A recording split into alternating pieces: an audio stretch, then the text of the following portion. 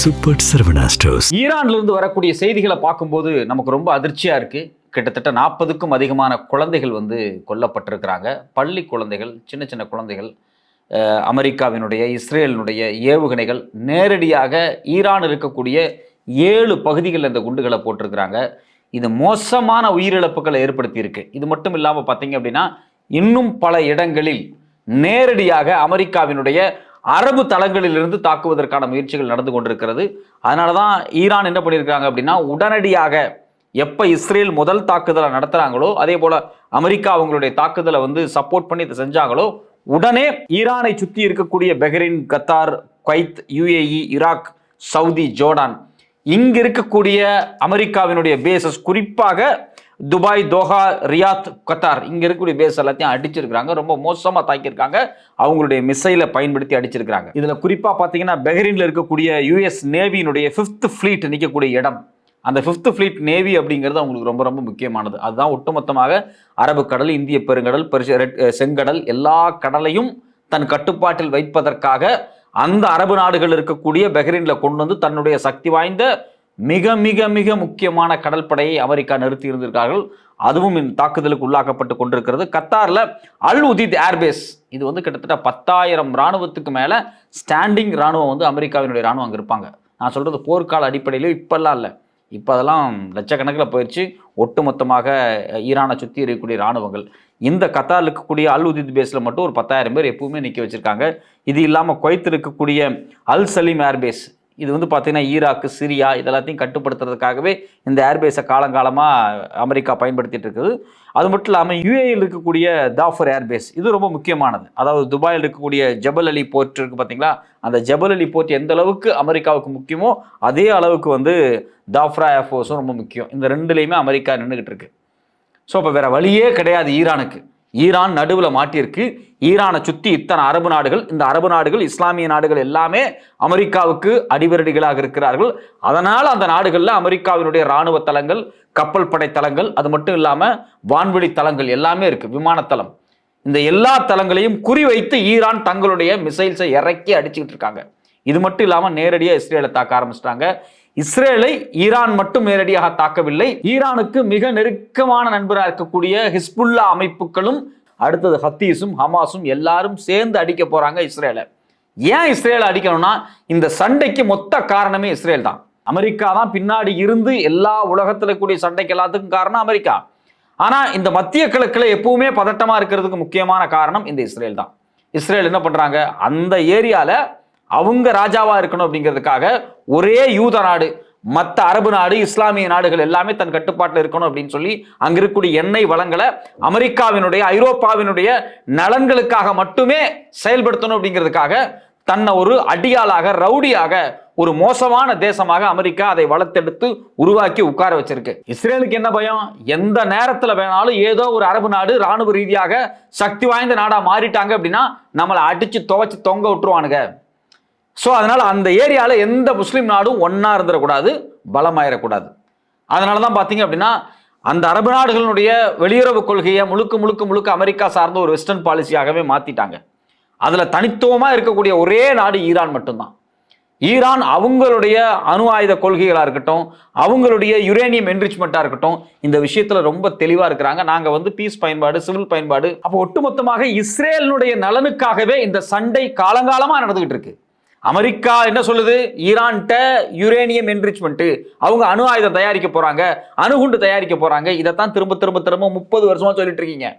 25 வருஷமா இது ஒப்பந்தம் 2003 இருந்து போட்டு இன்னைக்கு 20 வருஷமா 25 வருஷமாக ஈரானை தொடர்ச்சியாக நெருக்கடிக்குள்ளாக்கி, பொருளாதார நெருக்கடிக்குள்ளாக்கி அந்த தேசத்தை ஒரு போர் மணியில கொண்டு நிறுத்தி இருக்கிறீங்க. இந்த 25 வருஷமா சொல்றீங்கல்ல, அவங்க யுரேனியத்தை என்ரிச் பண்றாங்க, அவங்க அணு ஆயுதம் தயாரிக்க போறாங்க அப்படின்னு. எப்ப அணு ஆயுதம் தயாரிச்சாங்க, எங்க அணு ஆயுதம் தயாரிச்சாங்க? ஐநாவினுடைய இன்டர்நேஷனல் அட்டாமிக் எனர்ஜி கமிஷனுடைய முக்கியமான ரெப்ரசன்டேட்டிவ் ஈரான்ல உட்கார்ந்துட்டு இருக்காரு. ஈரானை தொடர்ச்சியா வாட்ச் பண்ணி பார்த்துட்டு தான் இருக்கிறாரு. ஆனா எந்த காலத்திலையும் ஈரான் அவங்களுடைய யுரேனியத்தை என்ரிச் பண்றாங்களா? ஆமாம் பண்றாங்க. அதை அவங்களுடைய சிவில் பயன்பாட்டுக்கு பண்றாங்க. எப்படி அமெரிக்கா பண்ணுதோ, சீனா பண்ணுதோ, ரஷ்யா பண்ணுதோ, பிரான்ஸ் பண்ணுதோ, இந்தியா பண்ணுதோ, பாகிஸ்தான் பண்ணுதோ, இந்த நாடுகள்லாம் தங்களுடைய யுரேனியத்தை எப்படி என்ரிச் பண்றார்களோ அதே போலதான் ஈரானும் பண்ணுது. ஆனா ஈரான் பண்ணக்கூடாது. ஏன் பண்ணக்கூடாதுன்னா, அந்த அரபு நாடு மொத்தமும் அங்க ராணுவ பலமான ஒரு தேசத்தை உருவாக்கி இருக்க கூடாது. உருவாக்குச்சுன்னா இஸ்ரேலுக்கு ஆபத்து. இஸ்ரேலுக்கு ஆபத்துனா அது அமெரிக்காவுக்கு ஆபத்து. ஒட்டுமொத்த எண்ணெய் வளங்களையும் அமெரிக்கா சார்பான முடிவுகளை எடுக்க விடாமல் சீனா, ரஷ்யா போன்ற நாடுகளோடு சேர்ந்து விடுவார்கள். சோ மத்தியில் இருக்கிறது அரபு நாடுகளுடைய ஒட்டுமொத்த பெட்ரோலிய எண்ணெய் வளங்கள். இந்த பெட்ரோலிய எண்ணெய் வளங்கள் அதுக்கு அடியாளா இருக்கிறது இஸ்ரேல்.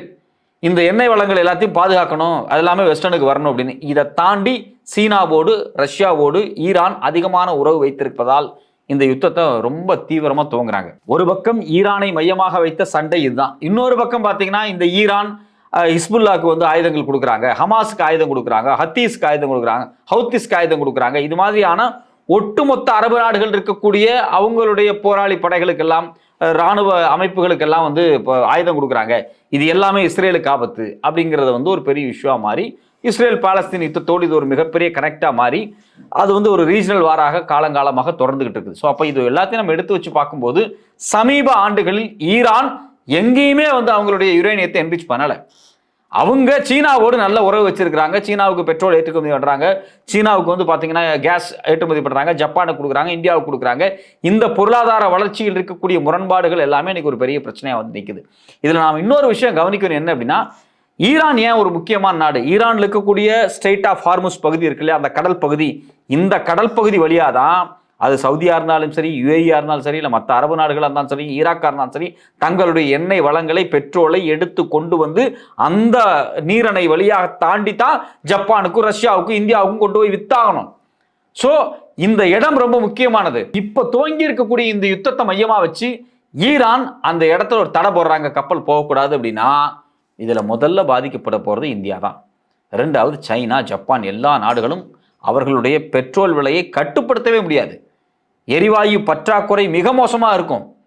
கேஸ் சிலிண்டர் கிடைக்கிறதே கஷ்டமாக இருக்கும். ஒரு மாதம் இந்த ஸ்ட்ரெய்ட் ஆஃப் ஹார்முஸ் மூடப்பட்டுருச்சுன்னா மொத்தமாக முடிஞ்சு. ஒரு நாளைக்கு 20 to 25 million barrel oil, crude oil இந்த வழியாக தான் போயிட்டு இருக்கு. குறிப்பாக ஜப்பானுக்கு தேவையான 80% கேஸ், இந்தியாவுக்கு தேவையான, சைனாவுக்கு தேவையான 60% அதிகமான கேஸ் இந்த ரூட்டில் தான் போயிட்டு இருக்கு. ரொம்ப ரொம்ப ரொம்ப ரொம்ப முக்கியமான ஒரு பகுதி. ஒட்டுமொத்தமான உலக வர்த்தகம் இருக்கு பார்த்தீங்களா, இந்த எண்ணெய் வர்த்தகம், அதில் கிட்டத்தட்ட 20% இந்த வழியாக தான் நடந்துகிட்டு இருக்கு. இது மட்டும் இல்லாமல் ஒரு நாளைக்கு $600 பில்லியன் எண்ணெய் போக்குவரத்து இந்த வழியாக தான் நடந்துகிட்டு இருக்கு. இன்னும் ரொம்ப துல்லியமாக சொல்லணும்னா சவுதி அரேபியா, ஈரான் போன்ற நாடுகள் அவங்க அனுப்பக்கூடிய 6 மில்லியன் பேரல் ஒரு நாளைக்கு இந்த வழியாக தான் கப்பலில் போயிட்டு இருக்கு. இது மட்டும் இல்லாமல் சவுத் கொரியாவாக இருக்கட்டும், ஜப்பானாக இருக்கட்டும், இந்த நாடுகள் எல்லாமே தங்களுடைய கேஸ் தேவைக்கு இந்த ரூட்டை நம்பி தான் உட்கார்ந்துருக்குறாங்க. இது ரொம்ப சின்ன பகுதி. வடக்கில் ஈரான் இருக்கும், தெற்கில் பார்த்தீங்கன்னா யுஏஇ கடல் பகுதி. அது வந்து கிட்டத்தட்ட ஒரு 50 கிலோமீட்டர் நீளம், 33 கிலோமீட்டர் அகலம் கொண்ட அந்த குறுகிய கடல் பகுதி. அதில் 2 இடத்துல தான் கப்பல் போக முடியும். இந்த இடத்தை இந்த யுத்தம் துவங்கியதுக்கு பிறகு ஒட்டுமொத்தமாக மூடப்படுகிறது. ஒட்டுமொத்தமாக ஆசிய நாடுகளினுடைய பெட்ரோல் விலை அப்படிங்கிறது மிக மோசமாக எகிரப்போகிறது. ஒரு பக்கம் உயிர் சேதங்கள் நடக்குது, இன்னொரு பக்கம் பட்டினி உருவாக போகுது. முதல்ல நியூக்ளியர் வெப்பனை நீங்கள் தயாரிக்கக்கூடாதுன்னு சொன்னாங்க, அதுக்கு ஈரான் ஓகே சொல்லிச்சு. நேற்றுக்கு பார்க்கும்போது அமெரிக்காவினுடைய யுஎஸ் செக்ரட்டரி ஆஃப் ஸ்டேட் என்ன சொல்கிறாரு, இல்லை இவங்க இன்டர் கான்டினென்டல் பேலஸ்டிக் மிசைலை தயாரிச்சுக்கிட்டு இருக்கிறாங்க, கண்டம் விட்டு கண்டம் தாவக்கூடிய ஏவுகணைகளை தயாரிக்கிறார்கள். இது வந்து அமெரிக்காவுக்கு ஆபத்து, அமெரிக்க மக்களுக்கு ஆபத்து, இதை ஈரான் தயாரிக்கக்கூடாது அப்படிங்கிறாங்க. அடுத்தது பார்த்தீங்கன்னா இவங்கள்ட்ட ட்ரோன் டெக்னாலஜி நிறையா இருக்குது. இந்த ட்ரோன் டெக்னாலஜியெல்லாம் இவங்க பயன்படுத்தக்கூடாது, ட்ரோன் டெக்னாலஜியை வந்து ஒட்டுமொத்தம் இவங்க அழிக்கணும், சரண்டர் பண்ணணும் அப்படிங்கிற இடத்துக்கு நகர்றாங்க. இதை விட முக்கியமான இன்னொரு விஷயம் என்ன அப்படின்னா, ஒட்டுமொத்தமாக பேலிஸ்டிக் மிசைல்ஸ் இவங்கள்ட்ட ரொம்ப ரொம்ப ரொம்ப ரொம்ப அதிகமாக இருக்குது. இந்த பேலிஸ்டிக் மிசைல் ஸ்டாக் அவங்க வச்சிருக்கக்கூடாது, இந்த பேலிஸ்டிக் மிசைல் ஸ்டாக்கை அவங்க கலைக்கணும், அதில் நிறைய ரிசர்ச் பண்ணக்கூடாது, இப்படின்னு நிறைய ரெஸ்ட்ரிக்ஷன்ஸ் போடுறாங்க. நீ முதல்ல கேட்டது நியூக்ளியர் பிரச்சனை தான், அதுக்கு அமெரிக்கா சொன்ன எல்லா கண்டிஷன்ஸையும் ஈரான் ஏற்றுக்குச்சு. இப்போ எதுக்கு நீங்கள் அடுத்தடுத்து நகர்ந்து போகிறீங்க? அதை எதையுமே ஈரான் கேட்க முடியாதுன்னு சொன்ன உடனேயே அந்த நாட்டை நேரடியாக நீங்கள் தாக்க முயற்சி பண்ணுகிறீர்கள். உங்களுடைய நோக்கம் ஈரானை தாக்குவது அல்ல. ஈரானுக்கு சப்போர்ட்டாக இருக்கக்கூடிய, ஈரானோடு மிக நெருங்கிய பொருளாதார உறவில் இருக்கக்கூடிய சீனா, ரஷ்யா போன்ற நாடுகளை தனிமைப்படுத்த வேண்டும். அவர்களுக்கு போதிய எரிபொருள் கிடைக்காமல் அந்த நாடுகளை தனிமைப்படுத்தணும். அதே சமயத்தில் அரபு நாடுகள் மத்தியில் ஒட்டுமொத்தமாக ஈரானை அழித்தொழிக்கணும். எந்த அரபு நாடும் எந்த காரணத்தை கொண்டு தங்களுடைய வெளியுறவு கொள்கையால் சீனாவோடு ரஷ்யாவோடு நெருங்கி போயிடக்கூடாது அப்படிங்கிறதுக்காக ஒரு மிக மோசமான யுத்தத்தை அமெரிக்கா துவங்கி இருக்கிறது. அதற்கு அவர்கள் வைத்திருக்கக்கூடிய பெயர் அப்படிங்கிறது ஆபரேஷன் எபிக் ஃபியூரி அப்படிங்கிறாங்க. வெளிப்படையாக ட்ரம்ப் சொல்றாரு மேஜர் காம்பேக்ட் ஆபரேஷன் அப்படிங்கிற இது ஒரு முக்கியமான யுத்தம்னு அவர் டிக்ளேர் பண்ணிட்டாரு. ஒட்டுமொத்தமாக இது ஒரு 3ஆம் உலக யுத்தத்தை நோக்கி நகர்வதற்கான எல்லா வாய்ப்பும் இருக்கிறது. ஈரான் ஒரு பக்கம், ஈரானுடைய ஒரு அலைடாக சீனாவும் ரஷ்யாவும் வந்து நிற்க போகிறார்கள். இந்த பக்கம் இஸ்ரேல், அமெரிக்கா, இவர்களோடு ஐரோப்பிய நாடுகளும் வந்து நிற்க போகிறார்களா? இது ஒரு மிகப்பெரிய உலக யுத்தமாக மாறப்போகிறதா என்ற கேள்வி எழுந்திருக்கு. பொறுத்திருந்து பார்ப்போம். ஒவ்வொரு மணித்துளியிலையும் புது புது செய்திகள் வந்து கொண்டே இருக்கிறது. எந்த செய்திகள் வந்தாலும் அதில் உயிர் பலி என்ற ஒரு வார்த்தை வந்துவிடக்கூடாது அப்படின்னு நம்ம நினைக்கிறோம்.